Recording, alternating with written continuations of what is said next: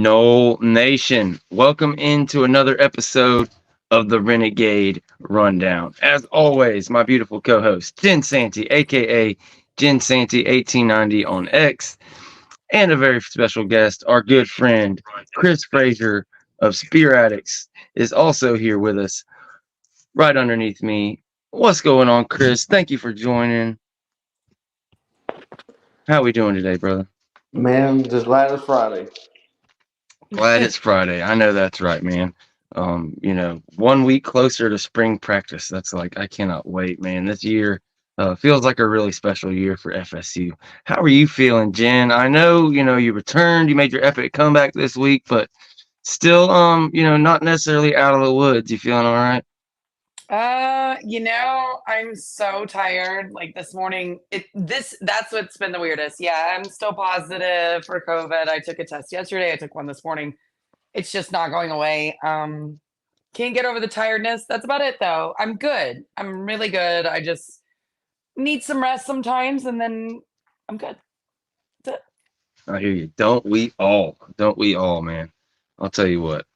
When it comes to FSU football, it's a really, really exciting time. There's a lot of things going on, while there's not very much going on as we get ready for March 6th for spring practice to get started in earnest. They just had their big Christian fellowship event the other night at Doak Campbell the Donald Tuck Center, and that looked like that was a whole bunch of fun. I titled this video "FSU Football and the Blueprint for the Future." That was inspired. I've been trying to look out at some different media, see what kind of the narratives are going around the nation, and it's pretty funny, man. It's like deja vu, the same exact past couple years. All of a sudden, Miami's up there and, in the top four of everybody's AC power rankings. They think they're going to give us our run from our money. And kind of the reasons they give us for being number one is, we won the conference, we did this and we did that. But there's still a narrative out there that we aren't bringing in the most talent in the conference. And I wholeheartedly disagree. I don't really think it's close. There's this thing that people are so stuck on with high school recruiting that's the be all and end all. But I really feel like Florida State has it figured out and that blueprint set going forward. But I'm curious what you guys have thought about all the kind of the talk going into the season for where Florida State falls and things, and all the love for some of these other programs that we see every single year that just keep popping up, even though when it comes time to play on the field, it's the same exact results over and over again. Like, how many years is it going to take before it sets in for these folks? Well, I think the biggest issue that I have with anybody in media that's supposed to know what they're talking about, and we do. We have people that supposedly know what they're doing, and they'll create narratives that, well, high school recruiting is this and high school recruiting is that. Miami or Florida, or like Florida still pulled in 2 5-stars out of the 24 class. Okay, I mean that's great, but to a technicality, and I can go into the wormhole on this, but I'm not going to. So technicality, we had 3 5-stars before you knocked them down. I mean, I would rather have our 3 4-stars that should be 5-stars than the 2 5-stars that you got with the rest of our class that you didn't get. But to top that off, everybody wants to keep ignoring that the transfer portal is real. Everybody keeps saying, well, you can't sustain a program with portal guys. Well, as Mike and Brom at Louisville and some others like Lane Kiffin at this point, are we sure? Are you sure you can't do exactly what's been done? In Mike Norvell's case, he's done it a couple of years in a row. If you look at Brom, he's done it 1 year in a row. So my question is when you bring in 26 blue chip players, are we sure that it's not sustainable? I mean, well, other people aren't bringing in the type of blue chips that Florida State is from both.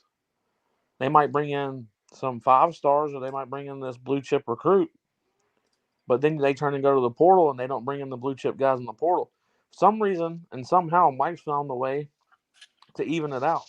We're bringing in so many blue chips from the portal. bringing in so many blue chips from the high school rank. So, are we sure it's not sustainable? Because he's proven otherwise 2 years in a row now, about to be the third year in a row, and everybody wants to keep talking about what they got and what they brought in. The last time I checked, Ruben Baines is the only freshman that showed up for Miami, and there's still question marks with him. He's a good player, no doubt, but there's still question marks. It's not like that, and I think George, you said this to me on the phone. Sophomore slumps happen, Yeah. and it usually happens. So, my question is show me, and then I'll believe you. Show me that pulling portal guys in doesn't work, because I've been shown otherwise. Show me that doing both doesn't work, because I've been shown otherwise. But they still, I mean, people have to hate on us for whatever reason, and if that's the reason, then I'm proud. Keep hating on me because we use the portal. Yeah, I agree 100%. And when you look at the literal top 3, top 4, top 5, they literally have 25, 26, 27 high school blue chips. So like I can get down with it when they add their portals and it gets close. But some of the outliers like a Miami, like that's still getting rewarded for, signing 13 4-stars. It's just, or it's not even 13. That's selling it short. I think it was like 17. But I agree with you 100%. And a big part of being able to get these portal guys to come in and come to your program right off the bat, to have a smooth process, to not dilly-dally around and get beat out of it, is NIL. And me and Jen got to have a pretty awesome conversation about NIL earlier today. We'll have some stuff coming out later on that with Darren Heitner. That was a really good conversation. But when you look at the battle's end versus what's going on in Florida with what was the Gators Collective, is now Florida Victorious, now that that's defunct. When you look at what happened in Miami with all these splash hires and John Ruiz and this and that, and then all of a sudden his company starts to take a dip, so now he's having to kind of manage things from the back. I can't. I don't know intimately some of these absolute best ones like Texas A&M's NIL department, how it runs, but just looking at the state of Florida and our immediate competition, the way that the battle's end is set up to do business and kind of just really knocks these contracts out one after one after one. I believe we have like 50, 60 guys for the 2024 campaign already locked down. Like, how big is that? Is the gap as big as it seems? Like, I mean, Billy Napier comes out and says his guys are 18 months behind. I know me and you have talked to different guys. Brad is a great guy that was part of the Gator Collective, or Eddie, these different guys, excuse me. How big of an advantage is that for the battles end compared to these other two, I guess is the question. Well, Eddie is a really good guy. Eddie actually played for Florida. He was a pitcher, and it was a really good one. And he didn't. I don't think he ended up getting to go to the MLB or anything like that. But he runs a very successful business, and he started the Gator Collective. Actually, Eddie's the first one to create an NIL collective in the state of Florida. He did it for the University of Florida first. But Florida Victoria stepped in and said, they wanted to be the, I guess, flagship behind the NIL. They wanted to take care of it. Basically, they came in and bought Eddie out. If they would have been smarter, I think they would have given Eddie a position. I don't know if Eddie would have taken it, but he would have been a valuable piece, because in my eyes, from what I saw, he did it. The Gator Collective, he hit the ground running. Where I feel like Florida Victorious is like, I know a lot of people want me just to say that they're doing a bad job, and that's not true. They're actually doing a really good job. They just don't know how to raise the money right yet. And if anybody thinks that anyone in the NIL universe right now has got it figured out, you're sadly mistaken. And there's multiple people that you can listen to that'll tell you this. Now, Battles in the University of Tennessee. I have to throw Miami in there. USC is another one that I have to throw in there. If I was to say who's leading it, Texas A&M's got to be in the list, but Texas, there's probably 10 universities that are represented by a collective that I would say that have it more figured out than the rest. Florida would have been thrown in there if we'd have talked about it a year and so many months ago. Yeah. Because the Gator Collective was one of the best. But the difference is, I think that Florida State, out of the big three, has figured out how to market actual deals, whereas the rest of them, when you hear a collective, people think of it like, I don't know, everybody may not or may go to church, but you've at least heard about it. And when they walk around with a collection plate, you're donating your money. That's exactly what a collective is when fans give money to a collective. So that's not what NIL is really supposed to be, but it's not a bad way to raise some extra funds. It's not supposed to be the sole reason that it runs. That's not what this is about. So it's great to give and keep giving. Definitely do it at Florida State. But I think that Florida has they have donor remorse. They have been asked to give so much and there's no results. So now people are tired of giving. So now you've got coaches having to come on there and beg. Yeah, more than ever, you have to really, really have your athletic department, your coach, the boosters, everything has to be on the absolute same path. And that's why we've seen a lot of these dudes bolting from jobs. And it's, call it a hot take. I sincerely, the closer we get to the season, I don't know if Billy Napier makes it. I think his best option would be to bolt and take an offensive coordinator job somewhere. I don't know, kind of what his makeup is as a man. I don't know if that's totally out of the question. He's one of these guys that's going to go down with the ship. But I do know if he sits there and he rides it out and he gets fired, he's going to end up having to take a lot lesser position somewhere, or maybe even an analyst job, etc. When he could pull a Chip Kelly, pull one of these other coaches that leaves, and he could go take an elite position coach somewhere. I mean, he's still a good coach. He still could recruit on a one-on-one level. But if you don't have everything, if you don't have the whole enchilada kind of together, it just doesn't work. And I think going forward, it's weird how things kind of, history repeats itself, but it sure seems like, you know, we had all these conversations about the keeping the staff together and everything, but all that continuity, the decision to keep Randy Shannon on staff, to keep, all these other people on staff, despite loud criticism from, not just fans, but important people, boosters and things like that, everything else, like they decided to keep everybody together. We saw a crazy 87 something percent retainment this year. And even though it's lower this year, it's really just due to guys aging out or going to the NFL. We really appreciate the 5 gifted memberships from our guy, Bobby, man. He never disappoints. But yeah, how important is that nowadays? Like when you have to, you really have to weigh that decision on whether to fire a coach or to do this and that, because it's like a Fortune 500 business now in the closest ways. And it's just going further and further that way. The less you can kind of upset the apple cart. It's such a dilemma because they want results now. It's like when Napier, people are done, they're ready to give up on him. But if you can just survive to get to year 5, it's like owning a restaurant or something. It's like if you just get past that year 3, it seems like you have such a better chance of making it. But I don't even know where I'm going with that. If anybody wants to save my life. Look, I was just going to say, if I'm Billy, I'm staying there until they fire me. You're going to have to fire me. You're going to pack my own boxes. You're going to take them to the car. I'm getting my money. I'm getting the hell out of there. I've dealt with enough bullshit. I'm going to enjoy whatever retirement I'm going to get because he's going to get a nice one. Yeah, you're going to fire me. I'm not taking some offensive coordinator job. Are you nuts? No way. No way, no how. I'm getting fired. I'm going to get that money, honey.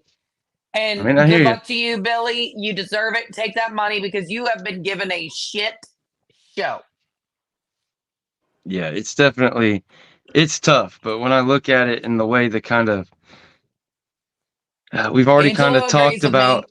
Yeah, Angelo, he agrees 100%, like he said, and that is a good point about the clauses in the contracts. Like if leaving to go take another job would screw him out of some $20 million parachute, yeah, that makes perfect sense. Make them butts make them run you out of town. But no, yeah, Billy, I'd be sitting there in my chair in front of the front door, just waiting for the pitchforks, going, yeah, but y'all can't afford this front door anymore. As soon as I get fired, y'all can't afford my front door. because my front door is going to be worth $1 million because I'm getting a parachute. Y'all can go kiss it. Have fun. He's going to go sit on the beach with Jimbo. That's what he's going to do. Sure. That's what I I wouldn't do. blame him either. But I mean, I'm not in the club to be able to afford to sit on the beach with Jimbo. I'm just saying, like, that's what I would do if I could afford to do that. I mean, I think, and I'm not trying to. It's just a little bit of fun, but I could see it. I could see Dan Lanning and Jimbo sitting on the beach and Billy bringing the pina coladas. Shit, it could happen. But with all fairness, you go back and look at what Billy Napier was able to do in Louisiana with that. I don't remember the name of the team, but I think that the guy was a decent coach. I don't think that he was just a world beater, but if with given the right resources, I think he could do a much better job than what has actually happened at Florida for him. But Florida's problem isn't the coach. I mean, so to speak, it's the athletic director and Strickland. That's your biggest issue. Mm-hmm. I mean, I'm pretty sure Strickland's who hired Dan. No, not Dan. Mullen. Yeah, Mullen. And then he turns around and fires him, and then goes and gets Billy. Strickland won't get an opportunity to hire another coach. If this doesn't work out with Billy, he's getting fired along the side of him. And it really, I could see this happening if Billy pulls out 7 wins. I don't think they can, but if he does, I could surely see Strickland getting fired and Billy keeping his job. But it's hard to bring athletic directors in when they're not bringing the coach with them. So it's unfair to Billy, but he's going to get his money. And, yeah, there's no way in hell I'm leaving until you force me to leave. So I agree. Mm-hmm. Yeah. Give me my money, honey. I've gone through too much. I've dealt with too much. And the fact that, with Chris's scenario, if they win 7 games to keep lag away, because I really do think that possibly when Billy gets fired, and we all think he's going to this year, that schedule is too rough, right? But if he can get to 7 games, I could see them keeping him in order to keep Lagway. Yeah, I don't know about Chris. I don't know if that is something you've thought about, but I definitely could see that. I think that there's some serious depth being looked at when it comes to the admins at UF and the ones that are, responsible for hiring the athletic director, responsible for the support group, responsible for so many other things when it comes to how the money is operated with inside the system itself. And I'm gonna be honest, I think that I know it sounds crazy, but I think the gentlemen and ladies that are running that thing are smarter than people may want to give them credit for. And I think they realize that their problem may not be what a lot of fans think that it is, and it's more so that they just got an athletic director that didn't dedicate funds to the right situation and not giving him the opportunities that were had. And maybe they shot, a lot of this is self-inflicted wounds that's going on at the University of Florida. Same way it happened at Florida State. History repeating itself, with these 3 programs is really weird. It happened to Florida State first. It kind of happened to Miami first, and it just kind of never went away. Then it happened to Florida State, where they go into a 4 or 5 year drought because of the hiring of Willie Taggart. I don't blame him for all of that, but he was a portion of it. He was a hangman that we had to use, unfortunately. But that's when you get a new athletic director. There's a new president to the University of Florida State.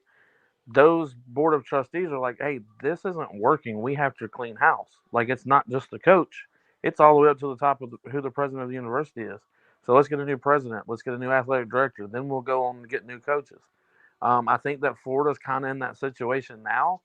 I think Miami's been in that situation quite a bit, and they just keep making the wrong hires. But I think Florida, even though it's been since 2008, I don't think Florida stays down for 10 more years. I think that they get it figured out in the next 4 or 5, regardless of who it is that they fire and hire. But if Billy wins 7 games and Lagway stays, I don't see them getting rid of him. I can't, because he shouldn't win 7 games with that schedule, with what talent he Right. has on that roster. That's fair. Like on a normal year, it's like 8 minimum, maybe 9 or 10. But with this handicap, I mean, yeah, if you win 7 and make it to a bowl game with that onslaught, especially the last 6 weeks of the year, you deserve it. And I like your kind of thought about, there's a possibility of changing that athletic director because, like you said, like what can Napier do to where, like, if you can't hold on to your coaches, like how do they're expecting him to go do this and do all this stuff, but I saw something mention it. You hire a strength and conditioning guy who's like a huge upgrade, and you're all excited about it. A month later, he takes a job elsewhere. Your offensive line guy leaves. So it's just really tough. You kind of feel bad for Napier. He's a good guy, and like we've talked about, it's just like everything's stacked against him. The question kind of is he Norvell or is he Willie Taggart? Unfortunately, institutionally around him, he's dealing with more of the issues that Willie Taggart dealt with when you got a Mike Norvell to come in here and really get that 100% support and get it going. And I agree. I think if that athletic director, they get it the next guy in there, then maybe could take some steps forward. I think Billy has actually been kind of slick, man, and a lot of people haven't paid attention to it. Yeah. I think Billy said it back in the day, like when he first started, and he was like, "Scared money don't make money." I don't think he was talking to the world. I don't think he was talking to college football fans like they need to pay this or do this. I literally think he was talking to his university. It was like, "Scared money don't make money, so you got to quit being scared and put it out there." And where Norvell had the full support when a lot of people said that he didn't, which is wild to me, but Florida State backed Norvell the day he stepped in the door because he had this drawn out plan. I don't Yeah. think people know how strategic Mike is, but he brings a full fledged, here's a 5-year plan, here's a 10-year plan, this is what I want to look like in 15. And when when you set that across the table and then year one, well, how many expectations do you really have? Well, it's about changing the culture. We got to fix this, we got to fix that. He goes into great detail about how you're going to do it. Now, I heard that Billy came in a similar way, maybe not as detailed, but he came in a similar way and said, "Look, this is going to take me time because this isn't my system. These aren't my guys, and the coaching staff's kind of weird, and y'all are trying to hold back on money, so you're going to have to do X, Y, and Z for me to be able to complete what I need to complete." I don't know if this is like part of the full plan, and Billy expected them to start giving him money sooner, or if this is part of it and this is the last year that he's going to have to deal with the lesser, and maybe they keep him and they move forward with him and they give him more than this 3 or 4 years. I don't know, but I think that what Florida State has done, I think Florida is going to try to mimic, and they thought they were going to mimic it with Billy and Strickland and all of that. I think that they may have done okay with the head coach, but they royally screwed up by keeping Strickland to hire another head coach after he got rid of Morton. Personally, that's what I think. But Billy's been slick, man. Like, I don't think people realize it. Like the one quote I just made that he said, but he made another one not too long ago about he was saying, "What's wrong? I mean, what's wrong?" Hey, yeah. It was actually simple what was wrong. He was trying to tell you, he's like, "I'm not saying nothing's wrong. I'm saying, well, what's wrong? What do you think the problem is? Because it's not us. It's that we're not getting any support. We don't have the resources to do what we're being asked to do. I can't build championship caliber teams if I don't have championship type backing. I need that backing. And it ain't just money, it's a support system all the way around the program. Like I tell people, you've had 2013 national champions, you've had 93, 99 national champions tell you that to win those championships, even the janitors at your university have to have that championship mentality. They have to work like they're a champion. Otherwise, it don't work out. So I think that's what Billy's been trying to say. I think Mario gets full support from Miami. He's just a goofball. He can't help it. He Yeah. literally can't. I'm not trying to be like completely troll, but it's the truth. Like I don't think the guy is much more than a recruiter, and I know people don't like hearing that, but please explain to me what has been proven otherwise. I don't. Oh, he went 12-1 and won a Rose Bowl at Oregon. Great. So did like 9 other coaches. Touche. Hey, dude, you did something. But everybody, every dog has the sunshine on his ass every once in a while. It happens. So you got to do it routinely in growth. Um, I don't know. I think Florida State's in a different situation. They've had their coach longer than both other programs.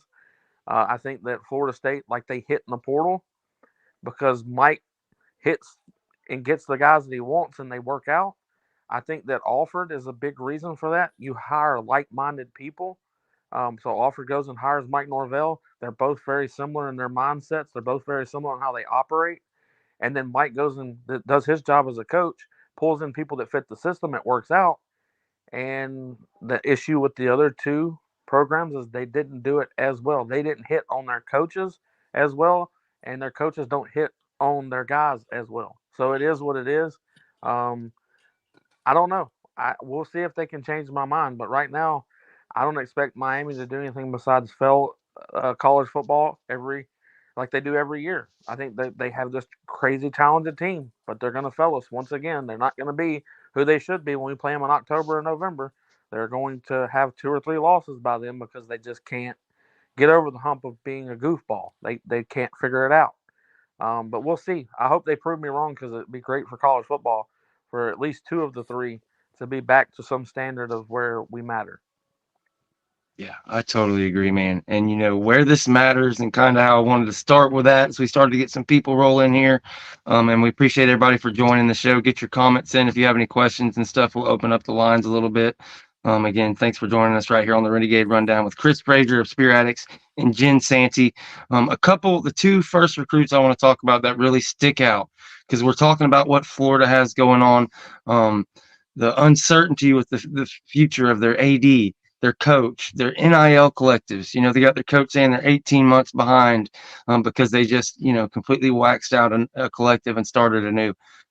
Drake Stubbs, I think he's the best safety in the nation. I'm not sure exactly where he's ranked, but really seems like a lot of the attention that he's been getting has been coming from Florida and Florida State.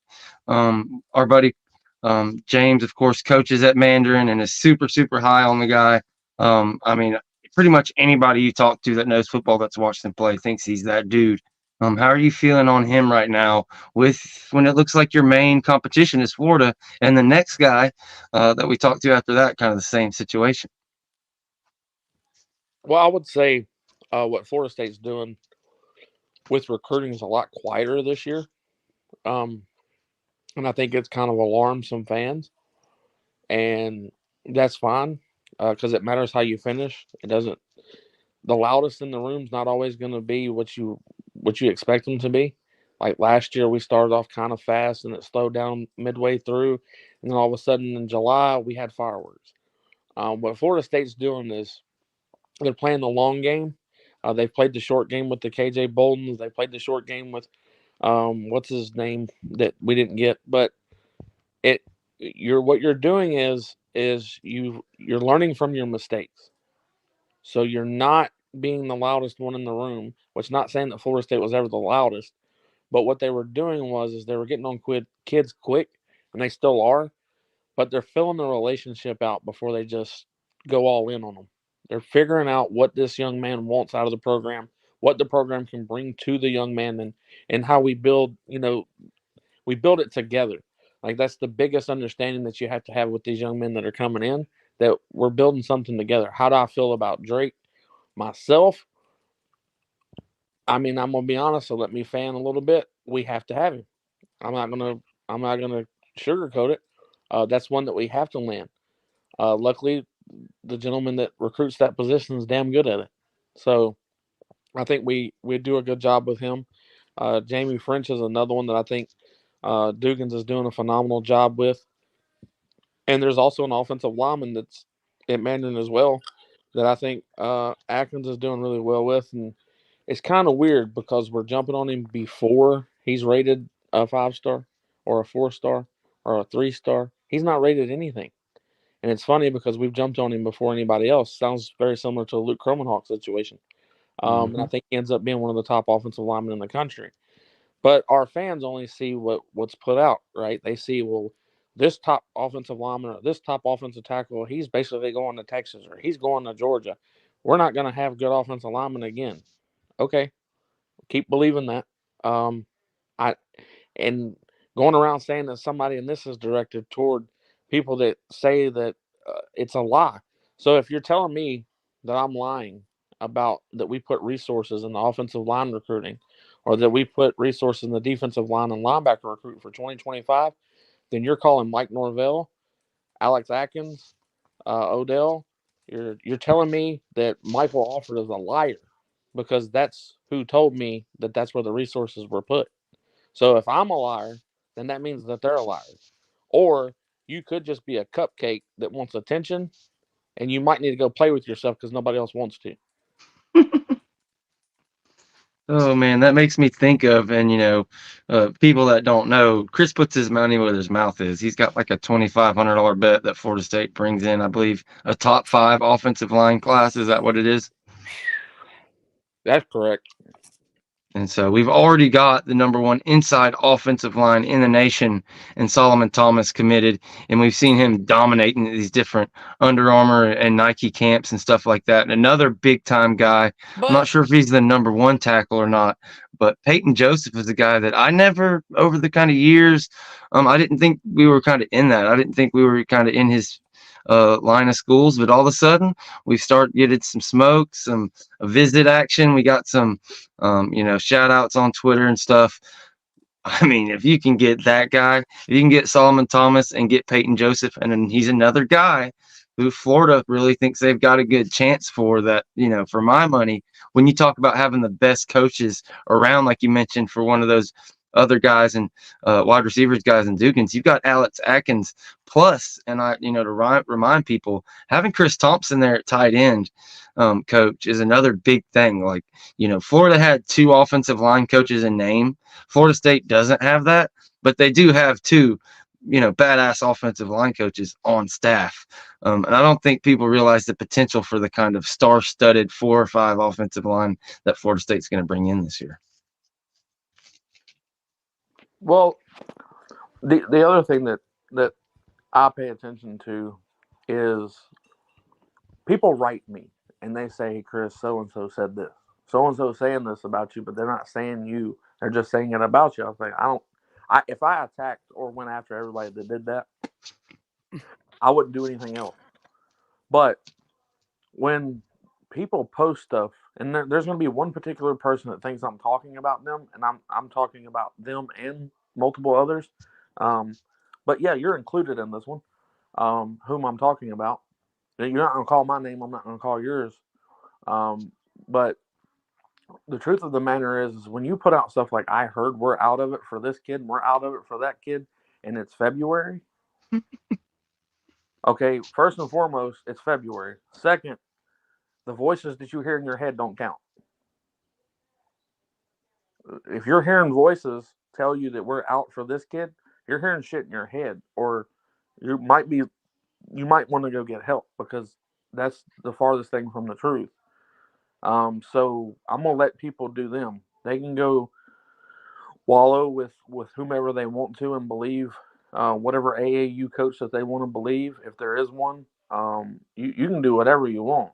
I don't personally care, but I don't call someone from 247. I don't call coaches that coach them in Pee Wee. I don't do that. I only talk to the sources at the Florida State that can give me the information. And if they feel good about getting someone, then I feel good about getting someone. I don't care what his high school coach said. I don't care what his mama said. I don't care what his great-great-grandmammy said. None of that shit matters to me. If those coaches tell me they feel confident in getting someone, because 90% of the time they land who they say they're going to, in the exceptions of, oh, we lost KJ Bolden. Oh, we didn't get Travis Hunter. Well, they're not going to hit every one, but how big of a hit rate are they on? So that's who I'm going to trust. And if they tell me they're going to do something, I'm going to trust them until I'm proven otherwise. And a lot of times it gets proven right. So everybody can do what you want. You can pay attention to who you want to. You can listen to who you want to.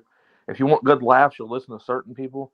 If you want to be completely just, thrown for a loop and hear some of the wildest takes ever, I can guide you towards some really, really dumbass people that could get you on a good run. But me too. It's not hard. It's really not. There's a lot of them out there. But I'm not trying to take take over. I talk a lot when I get started, so y'all forgive me, but No, go get it.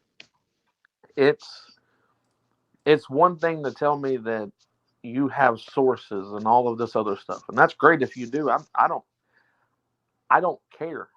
I'm glad that you've got your sources. You can trust your people and all of that stuff. I'm happy for you, but I know who my people are, and it's not random people that say they know what's going on at Florida State. And I heard this was going on at Florida State. The people that I talk to are Florida State, so I don't care who your sources are. That doesn't bother me. And if your source ends up being right because they're so and so's mama, hey, so be it. Sounds good. But I'm gonna listen to my coach because that's who's telling me things are this and things are that. I know that sounds repetitive, but I'm trying to get the point across is I'm not in competition with you. I'm not in competition with any of you. I'm just here doing what I do. And if you want to watch it and you want to hear it, be my guest. If you want to talk about me, be my guest. It all pays the same. Remember, there are particular people out here that get paid to talk about this. And there's other people out here that don't. And there's other people that are out here that get paid to just run their mouth. Stephen A. Smith and Paul Feinbaum and so on and so on. Yeah, y'all exist. If you want to be Paul Feinbaum Jr., be my guest. That's your deal. Do it. But if you want to talk the game, if you want to talk about what our coaches are saying, if you want to talk about what tour of duty looks like, if you want to hear the tangible shit that comes out of the university and from the young men that are there and doing it, then you might want to pay attention to the people that actually talk to them, the people that are actually around them and aren't just trying to get clicks off of you.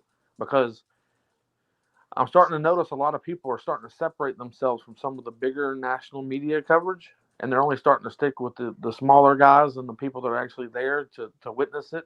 And then you got people that don't have sources at all, but they won't feed you a line of shit. They won't lie to you just to do it because they want views. They talk about Florida State because they love it. They talk about this game because they respect it. And they talk about Mike Norvell and the manners that they do and the rest of the staff because they respect what they came and built. You don't always have to have sources. You don't have to be able to talk to Coach Norvell. You don't have none of that shit's necessary. So this is one of the things in college and media that you can't do. You cannot fake it till you make it. It won't work here. Someone reputable will call your ass out, and it'll be the right one. Trust me. So before you go down the road of lying to people and telling them that you have sources and they told you this and they told you that, be careful, because I might be the motherfucker that calls you out.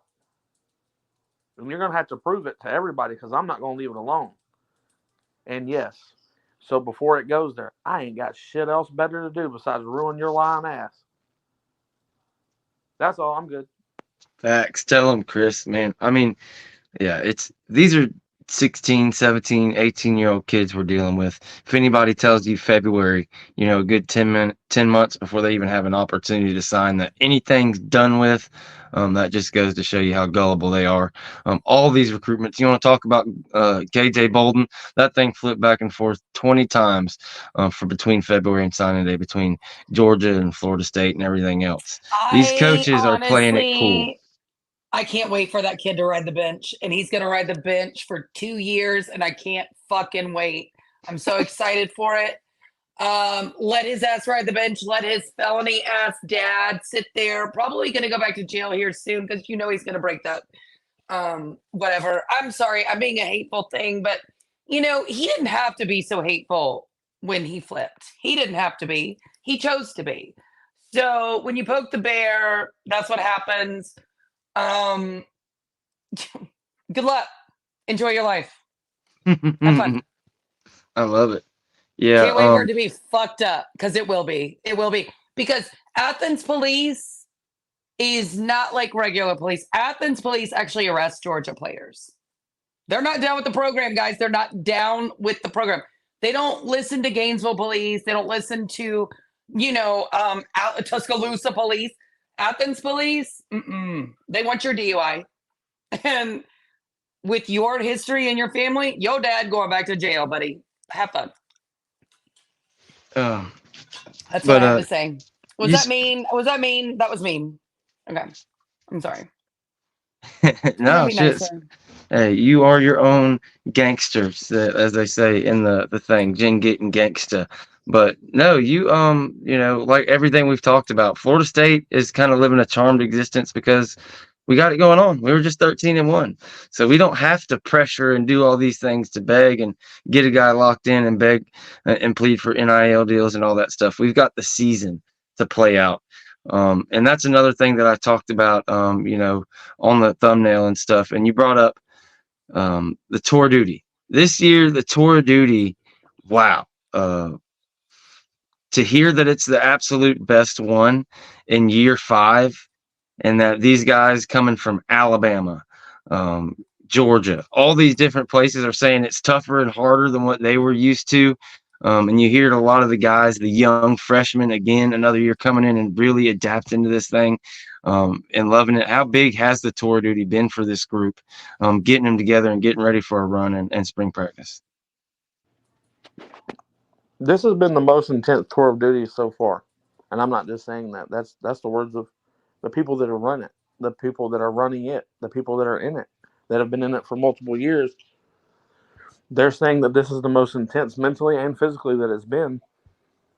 And the coolest part of it is, we keep saying stuff like, we might be a younger team, but we've got a more talented team. Both of those things are true. Facts. But with these high-profile guys that are these Camden Friars and Cam Davises and Luke Hawks and so on and so on down the list, there's a long list of these guys that stand out. And I'm only using the ones that coaches or Storms or someone from the strength and conditioning forum says this about them. So when Coach Storm said, hey, man, Luke Hawks is just different. He stands out amongst most of them, especially mentally. He's mentally tough in a way that a lot of even the older guys aren't. And then he turns and says Cam Davis is just a freak of nature. Physically, I can't really. There's not much we can do to break that kid down. And he's very vocal. They're really impressed with a lot of the young men that came in. But then you turn to someone like Camden Fryer, and they're like, we don't know if he's ever tired because he never has the body motions of his head down or breathing with his, hands on his hips or hands on his knees.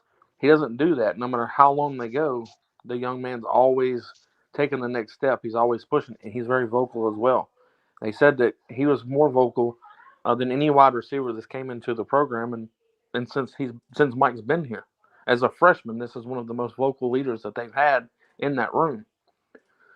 And that says a lot because you've had some pretty vocal guys in that room. So you look at MJJ, because a lot of people like hearing about him. All I can tell everybody is that's just a different. I don't know what the hell Georgia was doing. I know that they beat us. I get it. They beat our third and fourth string players in the bowl game. I got you. But them losing MJJ, I don't know what the hell they were trying to do with that kid, but that is a different breed of human being. That doesn't even make sense. What he's capable of off of the edge. Why you would ever try to turn that kid into a linebacker makes no sense to me whatsoever. But different coaches, different methods, people can be wrong. They can make mistakes. And it seems that a mistake was made. Oh, shit, that's right. They made a mistake with another guy that we brought in, Jermaine Johnson. Yeah. Same exact thing. It seems like history just keeps fucking repeating itself. Is that just me, or is that what's happening? That's exactly what's happening. Why can't people acknowledge it, Chris? And you kind of touched on it. We talked about it on the phone the other day. When you look at 2022 and the transfers they brought in and what happened over the next 2 years versus the elite level of athlete we brought in 23 and now this 24 class, like they act like it's going to be a drop off, but all evidence tells me it's going to be a new level of I think play. that offensively, for Florida State in 2024, and a lot of people. It's funny because we said this before the 2023 season ended. I told people based off of what we had coming back and who was going to be asked to be the leaders. I said, I think that the offense for 2024 will be more explosive than even the 23. And we had Keon Coleman, Johnny Wilson, so on and so on, Bell, Benson. The reason that I thought that was because I thought they were going to bring in a transfer quarterback at some stature. And I thought that with some of the wide receivers that they may bring in, with some of the pieces that you might would get from the portal, because you hit on the portal every year. We're starting to predict what we're going to do in the portal because it's a real thing. It's not going away. I thought that Florida State was going to do a phenomenal job at that, and I said I think in 24, where people think we're going to take a step back offensively. When you look at DJU, I love Jordan Travis to death. Might be one of my favorite players all time. But I'm also going to tell the truth. DJU can make every throw that you need him to make. If there's a football throw that needs to be made, the young man can make it. He also has the ability to run people over. He also talks about being willing to run. He's willing to start running people over. He's done it at Oregon State or wherever he came from. But everybody kept saying that, oh, DJU's the problem at Clemson. DJU's the problem. Well, what happened? What's the problem now? Because not only did you lose DJU, you also lost the offensive coordinator that supposedly could have been a problem too. And yet you have Cade that's supposed to be the Captain Save-A-Ho over here. And he looks just as bad in this offense as DJU did, if not worse. So how about this? The real answer to what's wrong with Clemson is Clemson's running Clemson's offense, because that's what Dabo said. Dabo says not Lincoln. Garrett Riley's not running his offense. He's got to run the Clemson offense. Well, maybe that's the fucking problem. Maybe it's old and outdated, motherfucker. You might need to go back to the drawing board and redraw some shit up, because it ain't working. No matter who your offensive coordinator is, who your quarterbacks are, it doesn't matter. I haven't trolled Clemson in a long time. Yeah, we were talking about that the other day, because people look at DJU like everything was equal. He stepped right into those same loaded teams that Deshaun Watson and Trevor Lawrence had earlier in his career, but that simply wasn't the case. He was kind of the only thing keeping that together, and still, when you look at the final score, a lot of these games, he was out there kicking ass and did pretty good.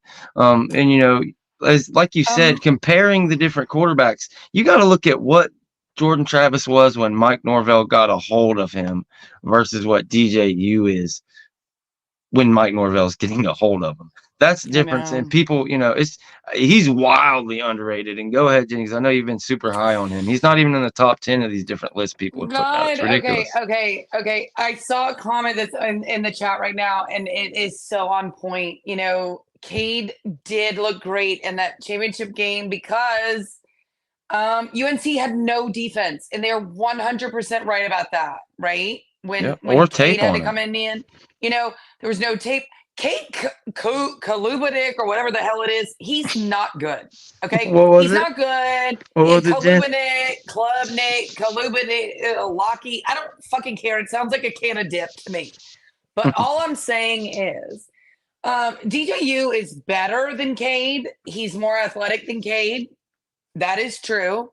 And by the way, I'm not saying, look, I'm not trying to talk bad about the kid, but the teammates love DJ. The teammates in Cade, that's a different story. I'm not saying they don't dislike him. I'm saying they don't love him the way they did DJU. And that's true. And anybody who doesn't want to hear it, that's cool too. That's fine. I just, for me, and this is, oh my goodness, I'm going to get really killed for this one. DJ under Mike is going to be surprisingly a lot better than anybody ever thinks. If you saw what Jordan was under Mike, the way Jordan was before Mike,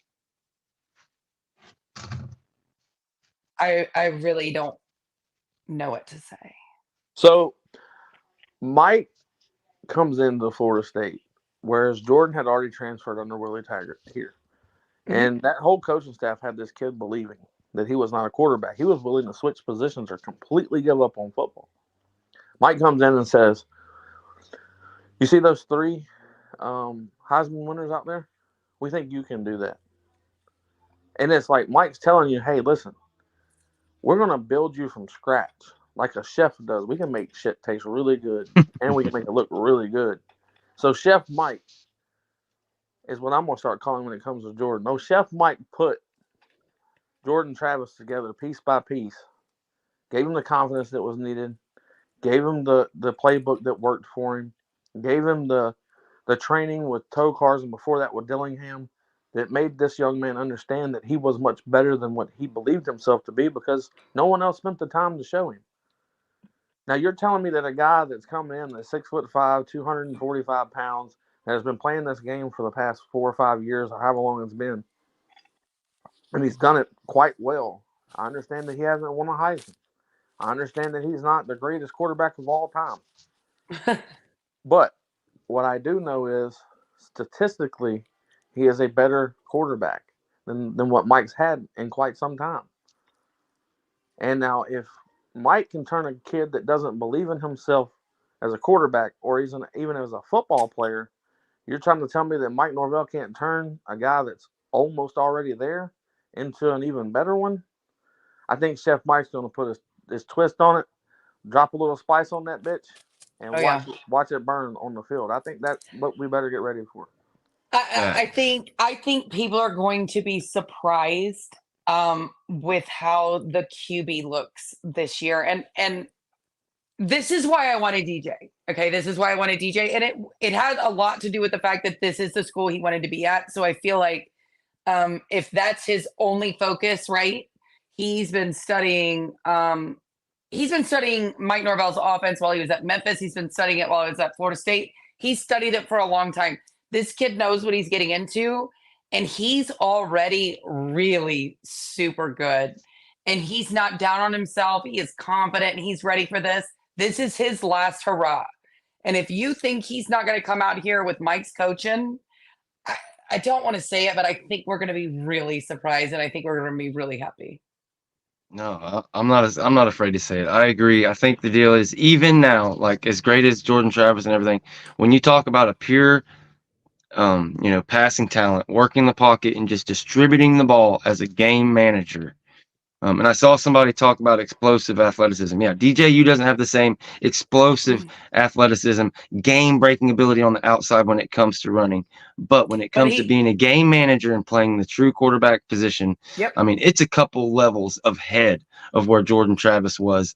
And we've never seen that within Mike Norvell's offense while he's here. Now we don't have Keon Coleman and we don't have Johnny Wilson, but also, everybody else, you're talking about 5-star on top of 5-star young players coming to take their place. And also Malik Benson, super, super excited to see what he can do when he gets in there. What I want you guys to do is maybe go back and look at some old games. Go look at Brady White at Memphis. With his ability in the pocket, with the 2-back situation that Memphis was doing while Mike was there. I think you guys are going to see what I'm talking about. Chris, tell me if I'm wrong here. I had a phone call, so I don't even know what was said. Oh, I said, I think what I want people to do is go look at Brady White at Memphis, Memphis games when Mike was there. Go look at Brady White with the 2-back situation and then tell me that this year isn't going to be fun. Because I think that's what you're going to see. Except Brady White couldn't run people over. Correct. That is the difference. I think that's a really, really good comparison, to be completely honest. Yeah. And yes, if you want to go see what Mike's offense looked like or what it's going to look like under DJ, it's going to be very similar to exactly that at Memphis with Brady, because they're both really good at the same thing. Only DJU can really run the ball and run people over. It's just an added tool that Brady necessarily couldn't do. But yeah, that is a damn good comparison, because we like to run the 2 halfbacks. We like, especially with DJ, we're going to do that because it's going to give you so many options, out of the backfield to do what you need to do. He can hand off, he can pull it. You're going to see more of that mesh shit that we did with Jordan before Jordan became Jordan, just to get him comfortable in the system. But you're going to see a mixture of so many things. And yeah, I think going back to Memphis with Brady when he was there with Mike, I think that is a damn good comparison of what you could see. So definitely go back and watch that. Yeah, absolutely. I think that is, Brady White could throw out of any situation. He could do all these things that Mike really wants you to do in the offense. The only thing Brady couldn't do is run people over. And guess what he's got now? He's got a toy now that, look, DJ can run you over. And we're talking, 4th and inches is about to just be 1st and 10.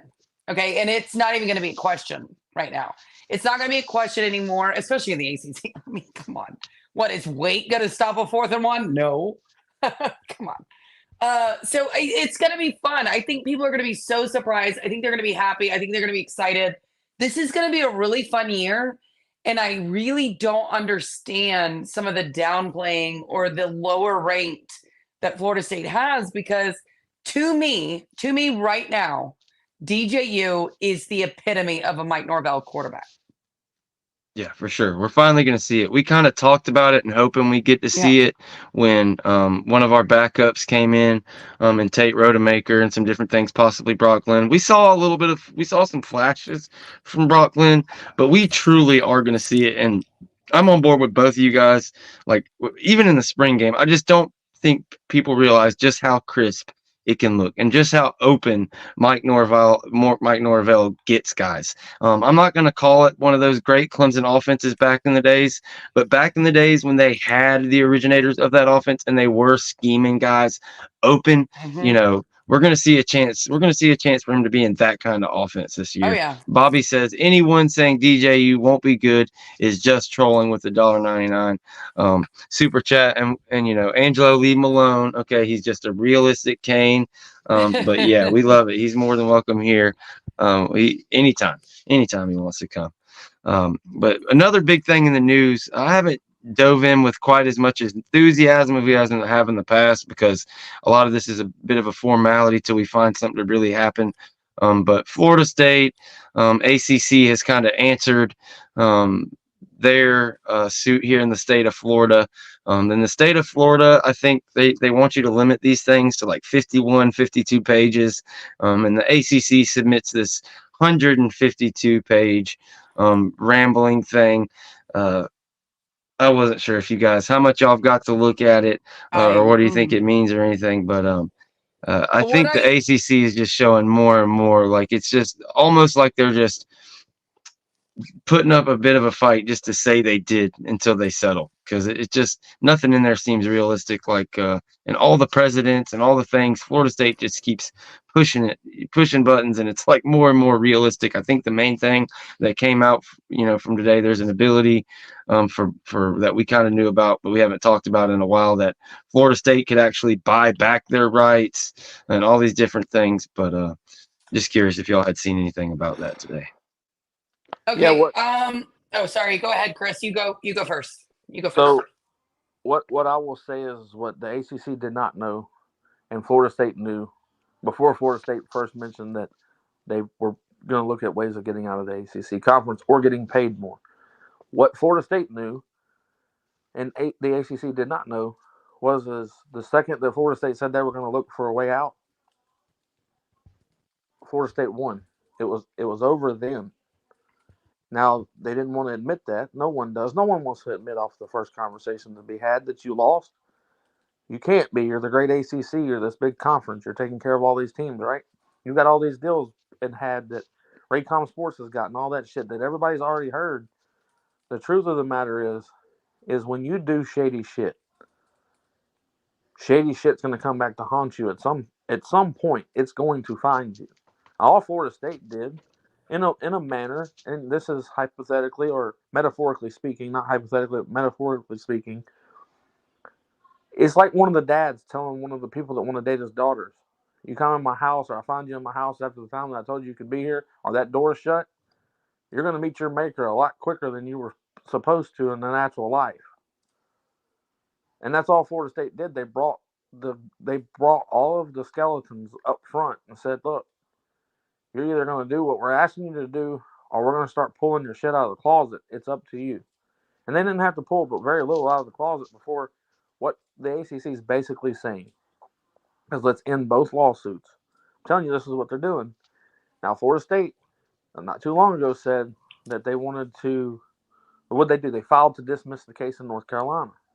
So now, does everybody realize that Florida State does it first, and then the ACC comes back to do the exact same thing, just on the different side? Okay, so then the ACC comes back and says they want to get the case in Florida dismissed. What they're really saying is we no longer want to go through the court idea of battle. Let's sit down and negotiate this out. You could buy your way out. You can buy your TV rights back. You could do this. You could do that. What they're really saying in all of this, where it sounds like Florida State's got to do this or do that, they don't want to publicly say, you've got us by the balls. You possibly could leave for absolutely nothing. They never want to show their card to that because it looks really bad for the ACC conference and therefore the members that also want to get out. So they're trying to make it look like, okay, we're just going to negotiate. We're going to sit down. We're going to talk this out. And what they're going to be doing really in that room, whomever is negotiating, please just pay something and let us say it's something more than even what you're paying, if that's even possible, so that we don't look like complete shit when this goes down. That's the truth of the matter. And what I'm telling people is, and I told them, give it 2 weeks from the time that I told everybody that this motherfucking thing was over weeks ago. It was over. And everybody's like, nope, the ACC is going to keep fighting. They're going to file this. They're going to file that. They filed 152 pages. Does anybody know what bluff work looks like? Does anybody know what saving face means? Does anybody know what a bitch is? Because that's what it is. And they're only saving face.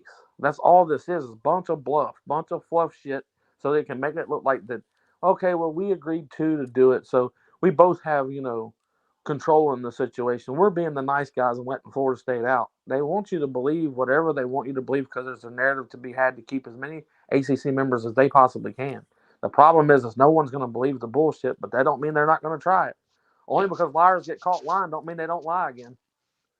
So they're trying to say that the way they can get away with filing that lawsuit in North Carolina a day before Florida State filed theirs and had their meeting and all is they're trying to use the same excuse Florida State used for being able to have the grants of rights. Like it was just on the internet. We got it. So apparently they're trying to say that FSU's Board of Trustees leaked the lawsuit. Therefore they knew that Florida State was going to be bringing litigation against them, and that's pretty hilarious. Florida State's actually pointing at statutes that say this case should be tried in Florida. Like you said, it's just, it's pretty pathetic. Yeah, one, Florida State legally has to do it publicly. They have to do it publicly. I don't think you can legally punish someone for doing something that they're legally supposed to do. Number two, they have to prove that somebody leaked that lawsuit in order for that claim to work. And good luck doing that. Nobody is going to admit to leaking it. Nobody is. That's a very hard thing to prove. So yeah, the venue is going to be in Florida. And also I think that the ACC is held by the balls here. I think, the proof of the bad faith, the proof of their horrendous management is actually not just in front of our eyes on paper, but it's in front of our eyes on TV. And nobody is so dumb to understand that the ACC screwed themselves years ago. And they, go ahead. No, I'm going to chime in on one point that you made about the leaking of it. So they're trying to figure out who leaked it, right? They're saying that, well, Florida State leaked the information and blah, blah, blah. So they might want to be really careful with that because I know the answers to their questions. And I'm being dead honest. I can show everyone that wants to see it who leaked the grant of rights of it not being formally completed and executed the way it was supposed to be. I don't think they want that answer. But if they really want it, I can give it to them. And so can a lot of people if you just go back and look at who leaked it. It's not hard to figure out. It was their best buddies. ESPN's who leaked it. Yep, it sure was. That's who leaked the whole grant of rights idea of what 2013 and 16 looked like and what changed and what didn't change and what was supposed to change. But the reason that ESPN could leak it, because ESPN's the only motherfuckers that had an actual executed copy. They're the only ones that had it. Can we blame Mina Kimes? Because she says a lot. So I'd like to blame Mina Kimes. Is there any way to do that? Can we start that rumor? Sure. I don't know who that is, but I'll go for it. She does like NFL stuff, and I love like women who talk about sports. Obviously, I do, but like when you say all the time, it just drives me bonkers. Yeah, it's one of those things. Sometimes you catch yourself doing it, but it can be the most annoying thing when it's Like Erin over. Andrews is the queen of it. She's the queen of it. She has no idea who she's talking to. All she says, when I was watching you, I'm like, oh God, help me. No wonder Yeah. they want us to make their sandwiches in the kitchen because I don't want to listen to this anymore.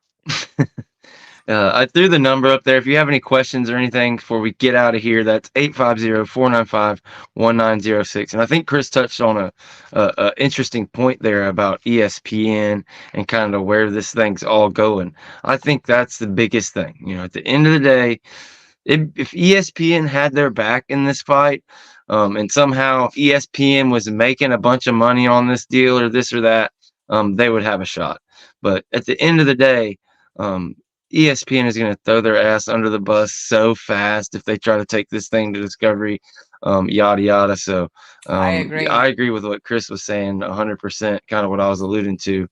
Like, yeah, this whole thing sure seems like a farce, and the ACC trying to save face and make it look like they really fought and tried to get up there and try to hopefully get the best number they can out of the situation. But if there's a Vegas line or something like that on a settlement, this and that, we need to look at that because there's no way this thing gets to court. I think Florida State settles and we get out of there.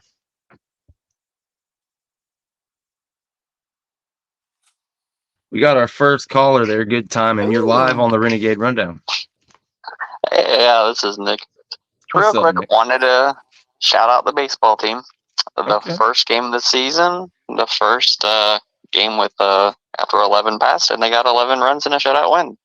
So call it a Wow. coincidence. Kind of awesome there. I did want to ask generally, with campus upgrades, if you guys thought, obviously we have the football stadium and the football facility going up. Do you think they're going to renovate Hauser anytime soon with any money from, Big Ten once that eventually happens? 10-4. We appreciate the question. We'll definitely get into it. That is a good question. I'm not sure. First of all, that is freaking awesome that they scored 11 runs to win a game in the first game after Mike Martin passed. That is absolutely awesome. So congratulations to the FSU baseball team, and that is super cool. As far as all the upgrades, obviously we know we have the upgrades in Doak Campbell Stadium, and that entire kind of home side is tore down right now, and they're in the process of building it back up. It's really got people. They were really emotionally attached to kind of being there, going there all these years, and people are upset about it. But I promise, guys, once it gets built, people are going to love it. It's going to look awesome. As far as Dick Hauser, I really have no clue on that, but I have no doubts. Like Nick was saying, if we get into the Big Ten and that money really, changes, and Florida State's always growing, always moving forward, yeah, I could very much see them upgrading that for sure. Well, oh, sorry, Chris. You go ahead. just so it's understood, you've completely put out a new side field at Dick Hauser. You've got new seats put on the outside, the lines on first base and also third base lines. You've gotten better seating. There was some stuff added there. There was also some stuff added to the dugouts as far as especially for the home team. There's also a big press box situation that was updated, and this was just last year. So there will be more renovations actually done to Dick Hauser. So if we're talking about like big time stuff, new scoreboard that I think already took place last year. But there's going to be some renovations like there was to the softball facility where they put the new deck in where the Borf is. There's going to be some similar things done. It's already in the works, like as far as the books go, but they're going to wait till the off season of this season to start on that.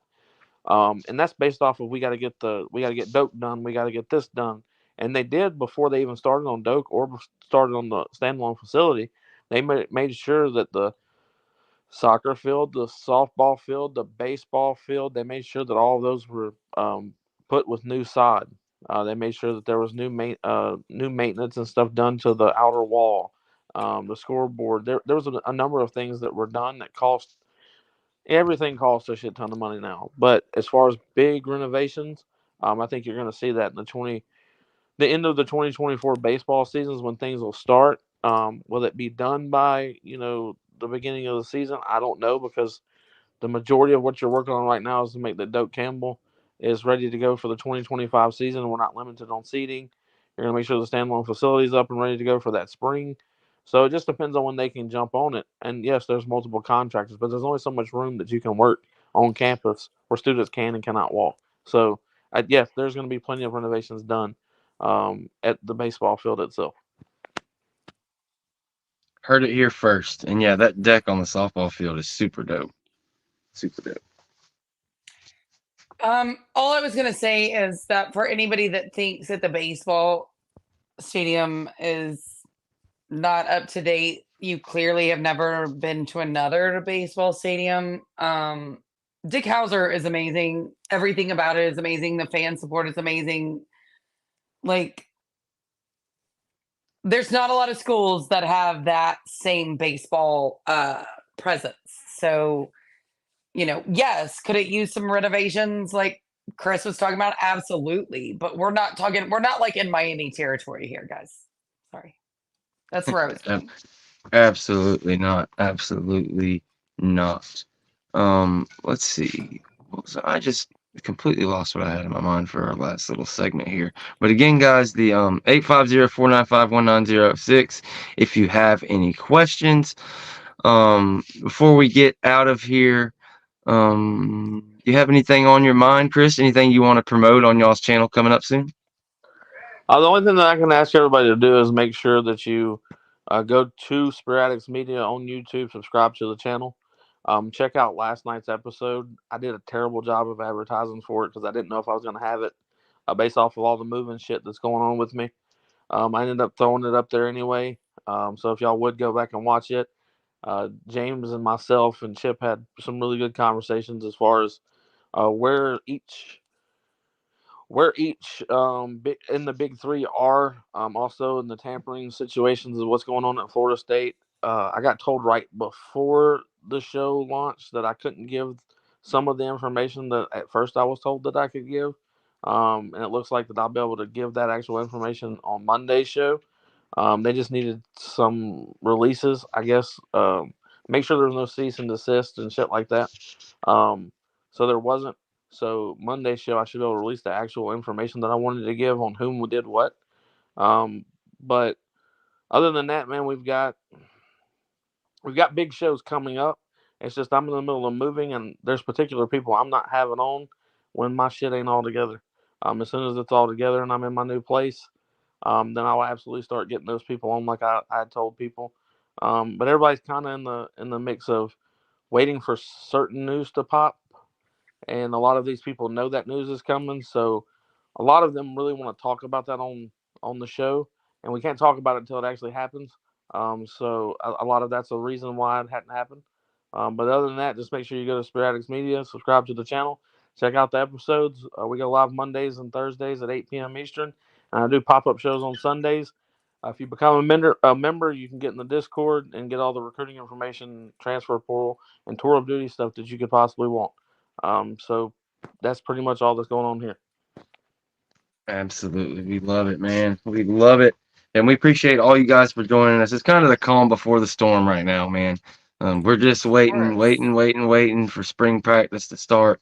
Here in a couple weeks, it's going to be nuts. It's going to be back to where we can't possibly keep up. We can't get enough information.